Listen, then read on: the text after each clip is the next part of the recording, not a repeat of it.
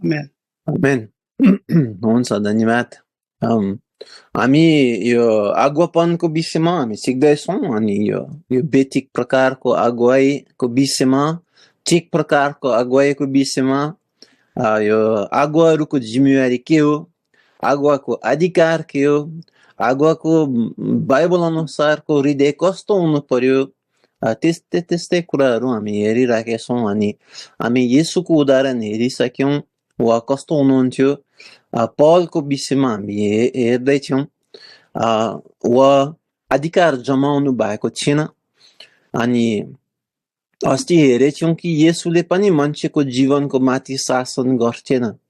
उहाँ सत्यताको घोषणा गर्नुहुन्थ्यो, उत्साह दिनुहुन्थ्यो, तर मान्छेलाई चाहिँ जबरजस्तै यस्तो गर उस्तो गर बोल्नुहुन्थेन।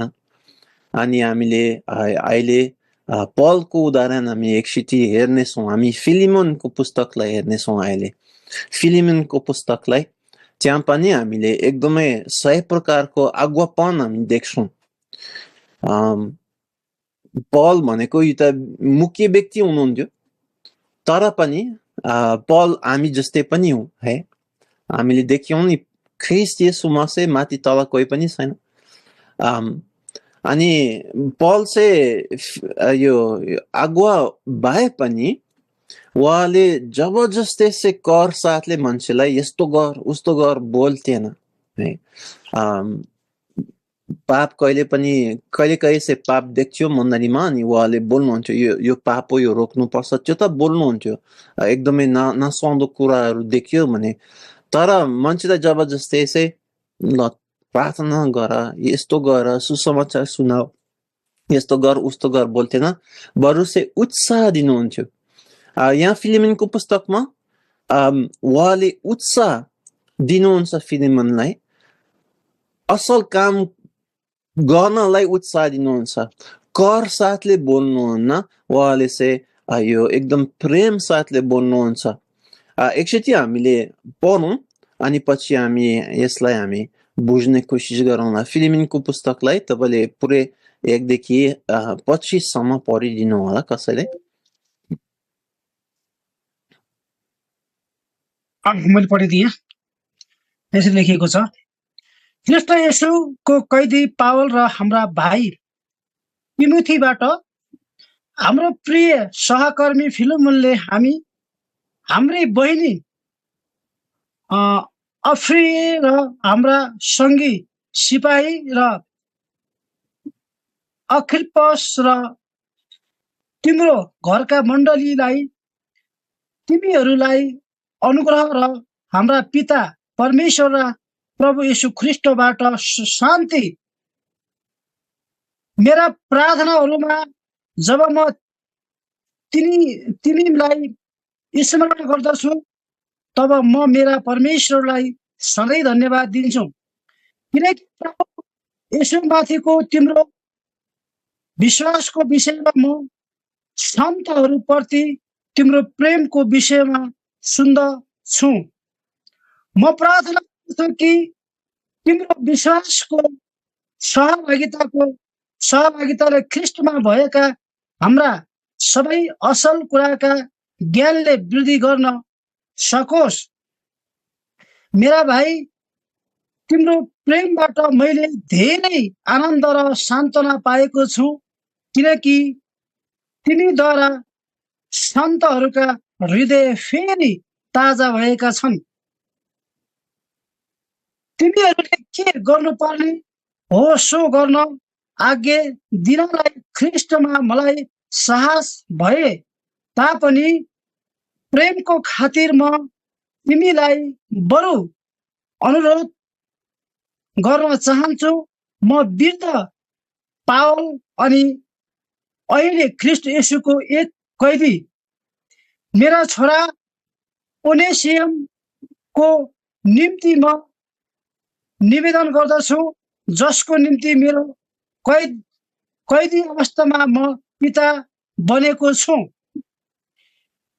तिमी अगाडि तिम्रो निम्ति बेकअपमा थिए, तर अहिले तिम्रो निम्ति र मेरो निम्ति पनि काम लाग्ने भएका छन्। म तिमीलाई जो मेरो आफ्नै हृदयको टुक्रा हो तिमी कहाँ फर्काइ पठाइदिँदैछु। तिमीलाई मसँगै राख्न म खुसी हुने थिएँ, किनकि सुसमाचारको निम्ति मेरो बिन्ती अवस्थामा तिम्रो सट्टामा तिनले मेरो सेवा गर्न सक्त थिए। तर तिम्रो अनुमति बिना म केही गर्न चाहन्न ताकि तिम्रो भलाइ कर्कावले गरिएको नहोस्, तर तिम्रो आफ्नै स्वेच्छाले गरिएको होस्। सायद तिमीबाट केही समयको निम्ति तिमी अलग भएका थिए ताकि तिमी सधैँ तिमीसँग बस्न सकुन्।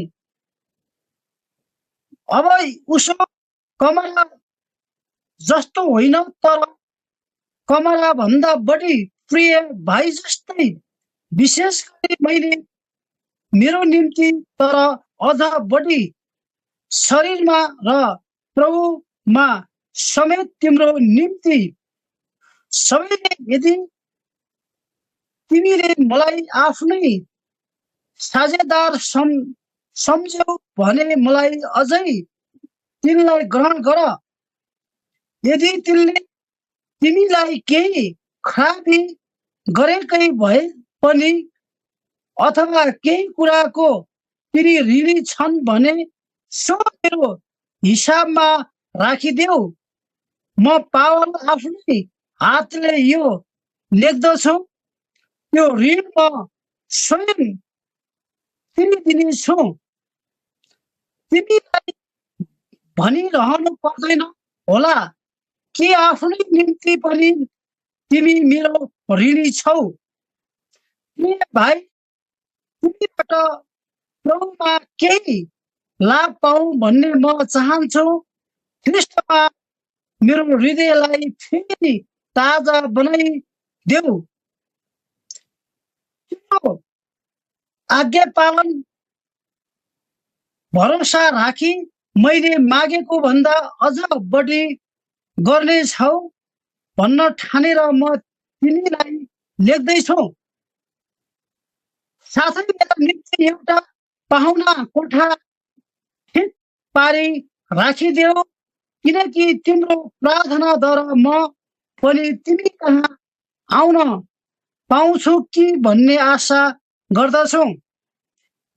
प्रभु येशू ख्रीष्टमा मेरो सङ्गी कैदी इफ्राइमले तिमीलाई अभिवादन पठाएका छन्। त्यसै गरी सहकर्मी मर्कुस, अरिस्तार्खस,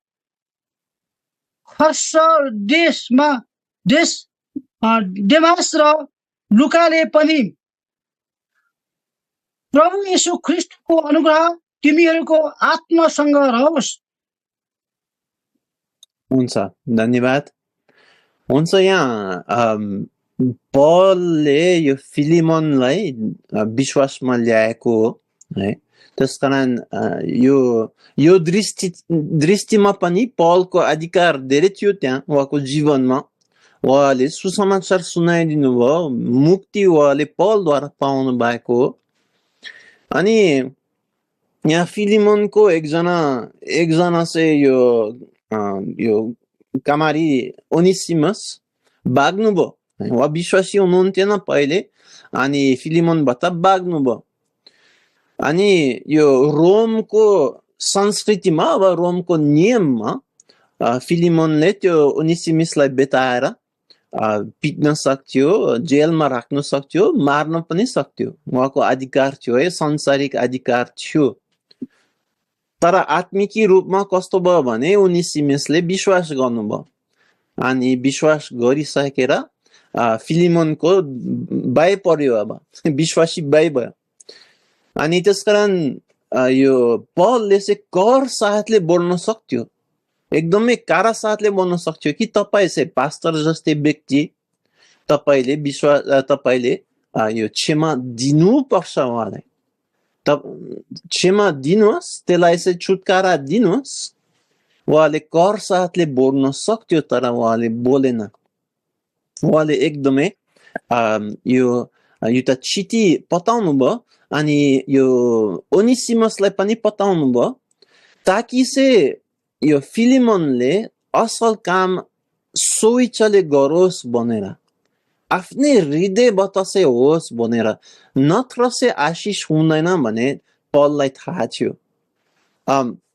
फिलिमोनले ओनेसिमसलाई कर साथले छुटकारा दिएथ्यो भने कसैलाई आशिष हुन्थेन। यो फिलिमोनलाई आशिष हुन्थेन, ओनेसिमसलाई आशिष हुन्थेन अनि परमेश्वरको महिमा पनि हुन्थेन। किनभने जुन कुरा चाहिँ हृदयबाट आउँदैन त्यो आशिषको कुरा हुँदैन। हामीले त्यो धेरैचोटि बोलेछौँ है। पहिलो कोरिन्थीको पुस्तक 13 अध्यायमा हामीलाई बताउँछ जबसम्म प्रेम छैन त्यो कामको कुनै महत्त्व छैन, कुनै भ्याल्यु छैन। तपाईले अन्य भाषा बोलोस् भए पनि प्रेम छैन भने काम छैन। तपाईले यो सबै यो संसारको गरिब मान्छेलाई खुवाउनुहोस् तर प्रेम छैन भने यो काम छैन।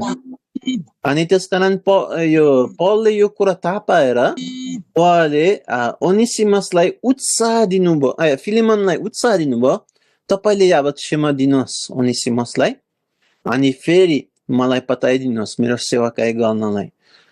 यहाँको मुख्य पदहरू 8 पद अनि 14 पद हुन्छ। यहाँ पलको विशेष इच्छा अनि हृदय यहाँ देखिन्छ है 8 पदमा।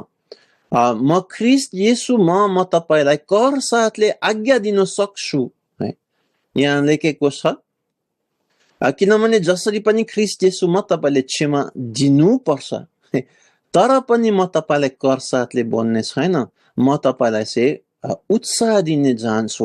म तपाईलाई चाहिँ यो तपाईको सोइचले होस् भनेर, तपाईको हृदयबाट आओस् यो कुरा। त्यसकारण मैले चिठी लेखेको छु यहाँ 8 अनि 9 पदमा। 14 पदमा पनि यहाँ लेखेको छ पलले त्यतिकै चाहिँ ओनेसिमसलाई राख्दै गर्न सक्थ्यो ख्रिस्ट येशूमा, तर पनि उहाँले पठाउनु भयो फिलिमोनलाई ताकि चाहिँ फिलिमोनले चाहिँ छुटकारा दियोस् उहाँलाई, फिलिमोनको हृदयबाट आओस् त्यो कुरा। त्यसकारण तपाईको इच्छा बिना मैले के गर्ने खोजेको होइन गरे 14 पदमा। यो तपाईले यो व्यक्तिलाई चाहिँ छुटकारा दिनलाई कुनै करले हुँदैन, तपाईको सोइचाले होस् भनेर म यो चिठी लेख्दैछु अनि म ओनेसिमसलाई पठाइदिन्छु। यहाँ 14 पदमा पनि देखिन्छ। साँचो आज्ञापन यहाँ हामीले देख्छौँ। अधिकार त्यहाँ थियो पलको, उहाँले कर साथले बोल्न सक्थ्यो। कारण के हो? उहाँ आज्ञाको कारणले होइन, वचनको कारणले। याद गर्नुहोस् हामीले अस्ति सिकिसक्यौँ यो कुरा। आज्ञाले विश्वासीको माथि कुनै अधिकार छैन वचन बाहेक। वचनद्वारा मात्रै अधिकार छ। जस्तो विश्वासीले पनि आज्ञाको माथि पनि शासन गर्न अनि अधिकार जमाउन सक्छन् वचनद्वारा। त्यसकारण यहाँ वचनको अधिकार थियो तर वचनको अधिकार भए पनि उहाँले चलाउनु भएन, उहाँले उत्साह दिनु भएको हो। त्यसरी तपाईँ अनि म मान्छेलाई उत्साह दिउँ। हामीले असल काम गर्नलाई उत्साह दिउँ, कर नदिउँ। किनभने करले दिउँ भने त्यो प्रेम हुँदैन अनि त्यो आशिष हुँदैन, परमेश्वरको आशिष हुँदैन। उदाहरणको निम्ति है, कर साथले सुसमाचार जसरी पनि सुनाउने जानुपर्छ। प्रत्येक विश्वासीले महिनाको एकचोटि हामी जानै पर्छ। तपाईले बोल्नुभयो भने त्यहाँ चाहिँ परमेश्वरको उपस्थिति हुने छैन। उहाँहरूले कर साथले गयो भने त्यहाँ चाहिँ परमेश्वरको शक्ति पनि हुँदैन, त्यहाँ परमेश्वर खुसी हुनुहुन्न। मान्छेले सोइचाले गयो भने त्यहाँ परमेश्वरको आशिष, आनन्द, शान्ति, शक्ति जानेछ। तर करले हो भने हुँदैन है। त्यो कुरा चाहिँ हामी स्पष्ट हामीले बुझ्नु पर्यो। यहाँ पलको एकदमै बाटो भएर पल एकदमै यो उत्साह दिनुभयो। पहिलो कुरा चाहिँ पलले के भन्नुभयो भने, तपाईँ फिलिमोन, तपाईँ चाहिँ मसँग काम गर्ने व्यक्ति हुनुहुन्छ। तपाईँ म जस्तै चाहिँ एउटा सिपाही हुनुहुन्छ, ख्रिस्टको सिपाही। 2 पदमा लेखेको छ।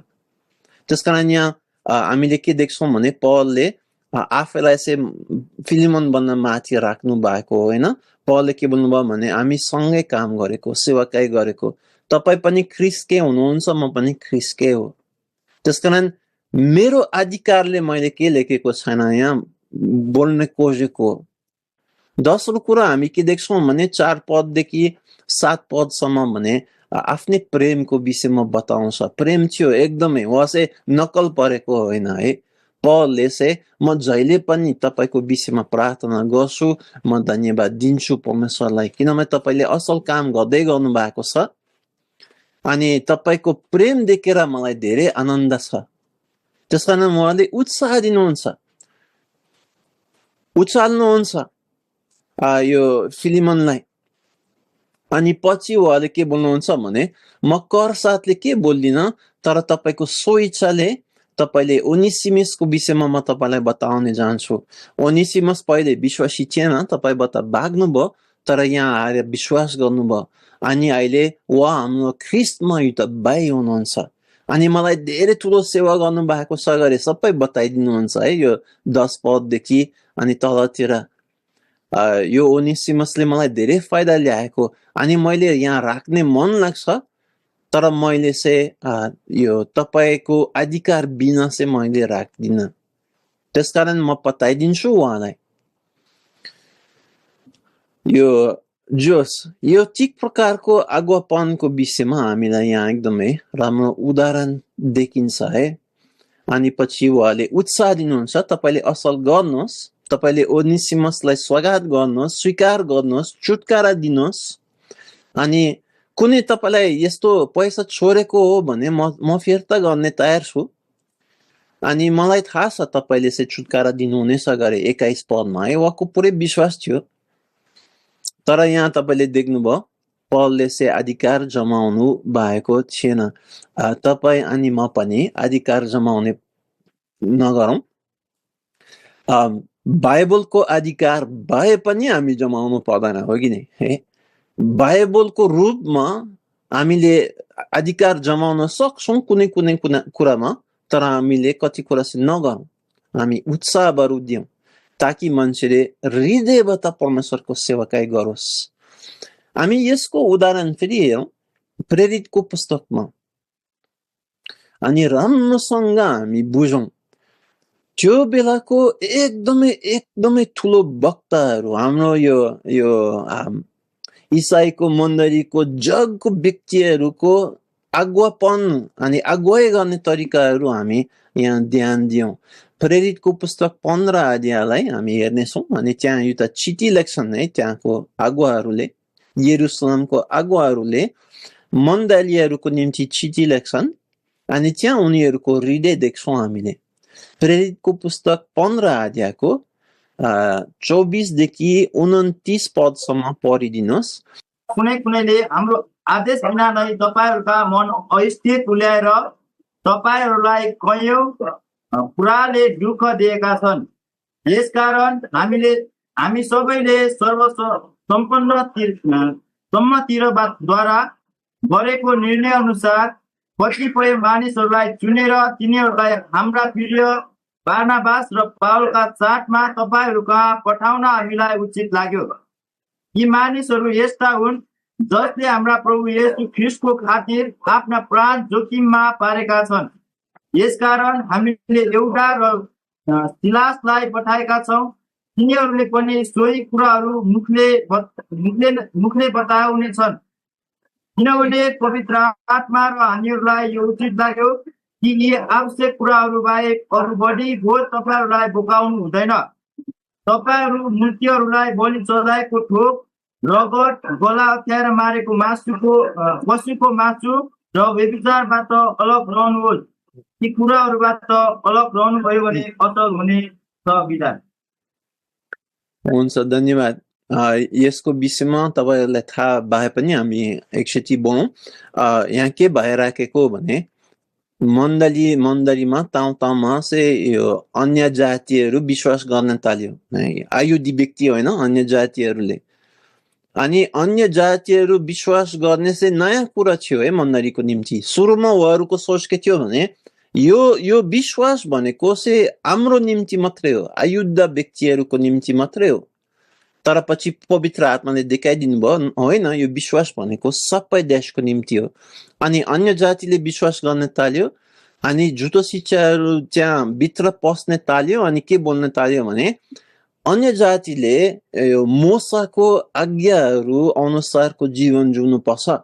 उहाँहरूले मुक्ति पाउनलाई मोसाको आज्ञा अनुसारको जीवन जिउनु पर्नेछ। उहाँहरू कतना गर्नुपर्छ, उहाँहरू हामी जस्तै हुनु पर्यो। अनि पौल विशेष गरेर त्यसको विरोध बोल्दै हुनुहुन्थ्यो। यो हुँदैन, हामी विश्वास भनेको यो अनुग्रहले मात्रै हो, यो कामले हुँदैन। अनि यो कुरा चाहिँ त्यो जगदाको कुराले यरुशलेममा ल्यायो। अनि यरुशलेममा त्यहाँको विशेष यो सुरुको अगुवाहरूले निर्णय गर्नको निम्ति त्यहाँ गएको थियो।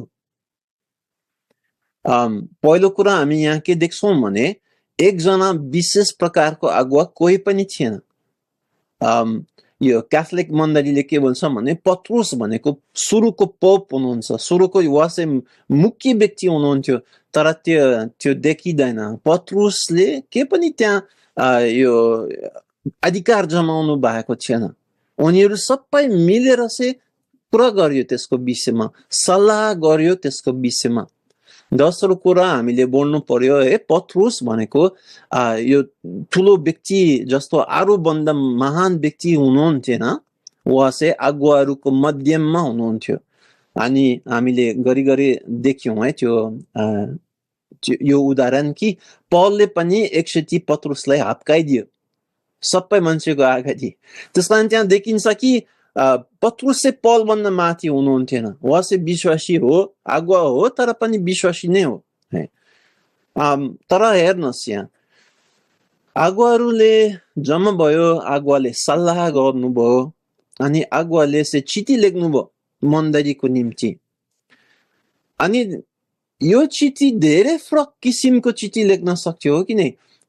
उदाहरणको निम्ति मैले चिठी लेख्यो भने मैले यस्तो बोल्न सक्थ्यो होला, तपाईहरु मेरो हाम्रो सल्लाह यही हो कि प्रत्येक दिनमा 1 घण्टा चाहिँ प्रार्थना गर्नुहोस्, स्तुति प्रशंसा लगातारमा गरिदिनुहोस्। अनि पश्चाताप यो प्रत्येक हप्तामा शनिबारको दिनमा गर्नुहोस्। अनि नियम लगाउन सक्थ्यो त्यो चिठीमा। तर यो चिठीमा धेरै नियम लगाएको छैन।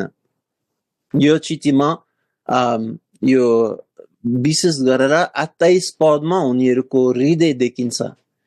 यो पवित्र आत्माको हृदय यहाँ देखिन्छ अनि अगुवाहरूको हृदय यहाँ देखिन्छ 28 पदमा।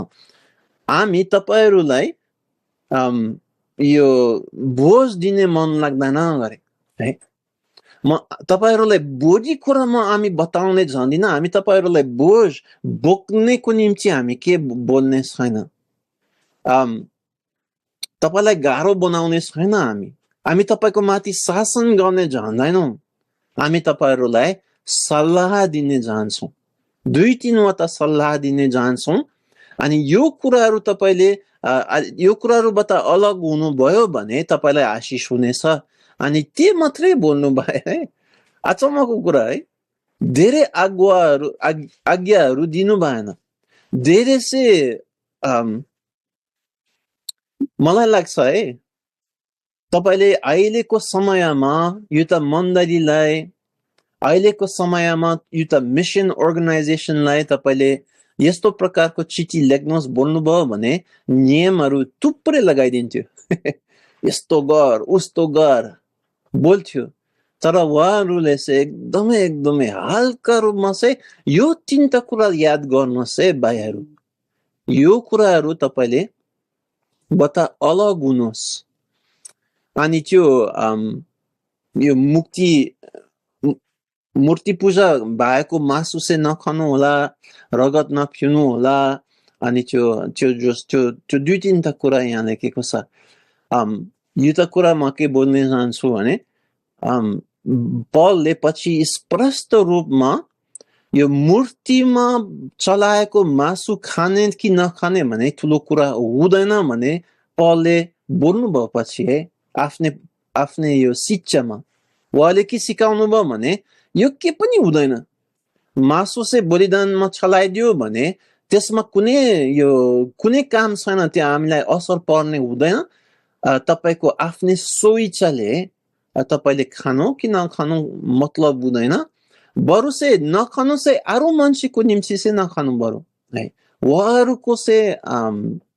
उहाँहरूको सोचको निम्ति तपाईले नखानु तर वास्तविक रूपमा यो ठुलो कुरा होइन पलले बोल्नुभयो त्यसकारण हामी यहाँ के बुझ्छौँ भने 29 पदमा यो चाहिँ एउटा संस्कृति उहाँहरूको संस्कृति अनुसारको एउटा सल्लाह दिएको हो अनि उहाँहरूलाई धेरै दुःख अनि उहाँहरूको गवाई चाहिँ नबिग्रियोस् भनेर यो कुराहरू दिनुभयो जस हृदय तपाईले देख्नुभयो हृदय कस्तो हुन्छ भने हामी शासन गर्ने छैनौँ हामी धेरै आज्ञाहरू हामी तपाईको माथि हामीले भर पर्ने हुँदैन हामी तपाईलाई स्वतन्त्रता दिनेछौँ हामी तपाईलाई सल्लाह दिनेछौँ हामी तपाईलाई उचाल्नेछौँ यो भनेको साँचो आज्ञापन हो यो असल आज्ञाहरूले शासन गर्दैनन् उत्साह दिन्छन् हुन्छ तपाईले यो भयो अब हामी अझै हेर्नेछौँ 15 मिनेट छ अझै बाँकी छ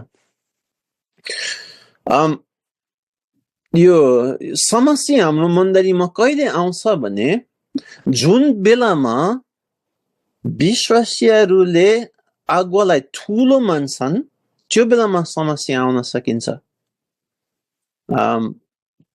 जुन बेलामा तपाईले अरू व्यक्तिलाई उचाल्नुहुन्छ त्यो बेला समस्या हुन्छ यो चाहिँ यो सुहाउँदो कुरा हुँदैन मेरो आज्ञाहरू छन् तर म उहाँहरूलाई उचाल्ने हुँदैन है मेरो मनमा फलाना म भन्दा धेरै राम्रो फलाना म भन्दा चाहिँ एकदमै पवित्र व्यक्ति हुनुहुन्छ म भन्दा धेरै जानेको त्यो सोच्ने बित्तिकै चाहिँ समस्या आउन सकिन्छ किनभने एकजना ठुलो देखिन्छ एकजना सानो देखिन्छ अनि साँच्चै कुरामा हामी सानो ठुलो कोही पनि छैन हामी सबैकै हौं पापी नै हौं उहाँ पनि पापी हो म पनि पापी हो उहाँको काम पनि के पनि छैन उहाँले परमेश्वरद्वारा काम गर्नुहुन्छ परमेश्वरको शक्तिले काम गर्छ म पनि परमेश्वरको शक्तिद्वारा काम गर्छु त्यसकारण उहाँ ठुलो म सानोको कुरा भनेको के पनि छैन यो पलले स्पष्ट बनाउँछ है यो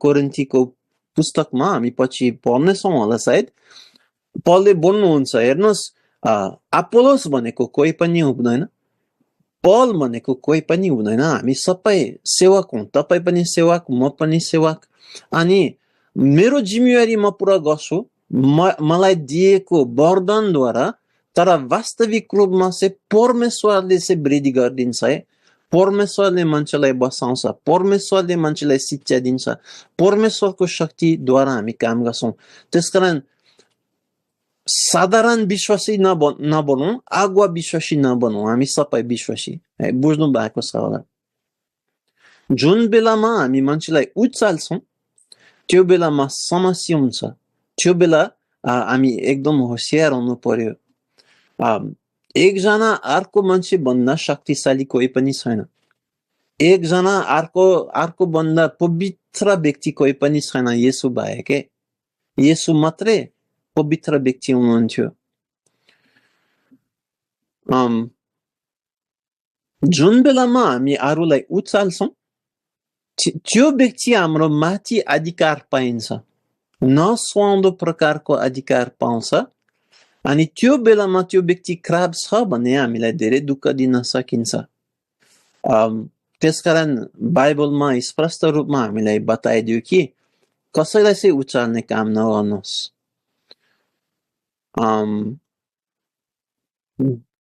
यो आज्ञाहरू याकुबको पुस्तकको अनुसारले आज्ञाहरूले साधारण विश्वासी बन्द कारा साथले परमेश्वरले जाँच्नेछ। फरक कुरा त्यहाँ हामी पाउँछौँ है। कम से जाँच्ने होइन, बढी यो एकदम कारा साथले जाँच्नेछ। किनभने अगुवाहरूले के गर्छन् भने सिकाउँछन्, अनि शिक्षा दिने मान्छेले आफैले आज्ञा पालन गर्दैन भने एकदमै दण्डको योग्य हुन्छन्। त्यसकारण अगुवाहरू एकदमै हामीले बुझ्नुपर्छ।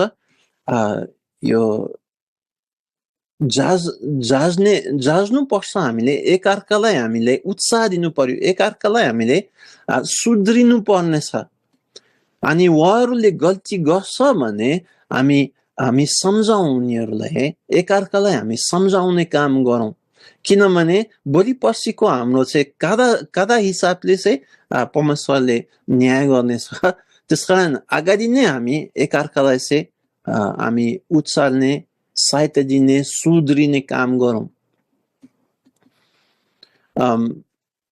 कुनै मण्डलीमा अगुवा एकदमै शक्तिशाली भयो भने, एकदमै ठुलो एउटा सेवाकाई छ भने, उहाँले गल्ती गर्छ भने त्यो गल्तीलाई लुकाइदिन्छ अनि सानो बनाउँछ त्यो गल्तीलाई। कारण के छ भने कतै नि यो मान्छे परमेश्वरको महान दास हो, यत्रो काम गर्छ, अनि शैतानले चाहिँ कमजोर बनाइदियो, अनि त्यो पापलाई चाहिँ एकदमै होच्याएर, एकदमै सानो बनाएर, अनि त्यो व्यक्तिलाई चाहिँ त्यो कारा हिसाबले चाहिँ सम्झाउँदैनन्। बाइबलले चाहिँ उल्टो सिकाइदिन्छ हामीलाई। अगुवाहरूले नराम्रो प्रकारको गल्ती गर्यो भने साधारण विश्वासी भन्दा अझै बुढी तपाईँले चाहिँ सम्झाउनुहोस् अनि तपाईँले त्यो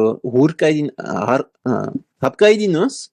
कारण के छ भने उहाँ चाहिँ एउटा आधार नै बनेको एउटा बाटो देखाउने व्यक्ति हुनुहुन्छ। एकचोटि हामी 2-3 तरिकाहरू हामी विचार गरौँ। झुटो अगम वक्ताहरूले अनि यो झुटो अगुवाई गर्ने व्यक्तिहरूले आफैलाई चाहिँ उचाल्छन्, अरूभन्दा माथि उचाल्छन्।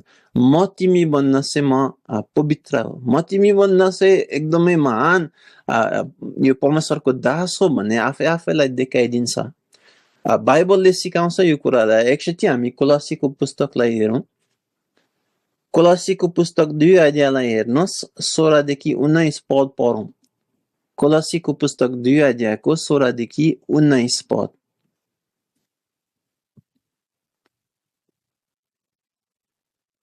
यसकारण खान र पिउनमा वा प्रभुको दिन वा औँसी वा सब्बात दिन मान्ने विषयमा कुनै मानिसले तिमीहरूलाई दोष नदेओस्। यी चाहिँ आउने कुराका छाप मात्र हुन् र वास्तविकता चाहिँ ख्रिस्टमा हुन्छ। आफ्नै शरीरलाई शास्ति दिने कुरामा जिद्दी गरेर, स्वर्गदूतलाई पुज्न लाएर, आफ्नो दर्शनमा अडिएर, आफ्नो अभिलाषी मनले कारण बिनाको घमण्डले फुलिएर कसैले तिमीहरूलाई इनाम गुमाउने नखिल्याओस्। यस्ताहरूले ख्रिस्ट अर्थात् शिरलाई समाति राख्दैनन्, जसबाट पोषण पाई जोड्ने र ग्रन्थीहरूद्वारा एकसाथ गाँसिएर सारा शरीर परमेश्वरले दिनुभएको विधि अनुसार बढ्दै जान्छ।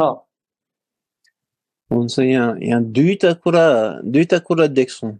पहिलो कुरा के देख्छौँ भने तपाईको माथि शासन गर्ने कसैलाई नदिनुहोस्। यहाँ लेखेको छ यो दोष लगाउने नदिनुहोस् कसैलाई, है, कुनै अगुवालाई होइन, कुनै मानिसलाई होइन, तपाईको माथि अधिकार जमाउने कसैलाई नदिनुहोस्। यो भनेको एउटा आज्ञा हो, है। मण्डलीहरूले यो हाम्रो माथि कति मण्डलीले शासन गर्ने को छ। उदाहरणको निम्ति त्यो 7 डे एडभेन्टिस्ट है, यो हामी अस्ति कुरा गर्दैछौँ। यो नखानु, यो गर्नु, यस्तो नगर। यहाँ एकदमै स्पष्ट लेखेको छ यो सब्बातको दिनको विषयमा मान्छे तपाईको माथि अगुवाई गर्ने नदिनुहोस्, जस्तो दोष लगाउने नदिनुहोस्। अनि खाना खाने कुराहरू, पिउने कुराहरूमा तपाईको माथि चाहिँ कसैले अधिकार जमाउने पाउँदैन, नदिनुहोस् गरे, है। त्यसको अर्थ भने तपाईले दिनुभयो भने ठिक हुँदैन। शासन गर्ने नदिनुहोस् है, बुझ्नुभयो जोस है, शासन गर्ने नदिनुहोस्।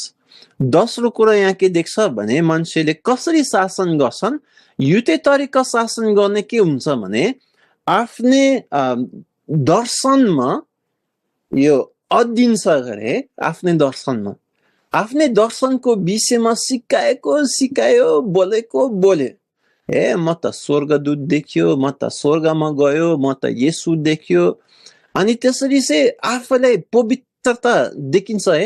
ओहो, हाम्रो पास्टर त स्वर्गमा जान्छ, हाम्रो पास्टर दर्शन देख्छ, हाम्रो पास्टर स्वर्गदूत देख्छ, म भन्दा त कति महान होला भनेर अनि त्यसरी त्यो पास्टरले अधिकार जमाइदिन्छ। म जस्तै तिमी त छैन हैन, त्यो त बोल्दैन होला नि, शब्दले बोल्दैन, तर चाहिँ जहिले पनि यो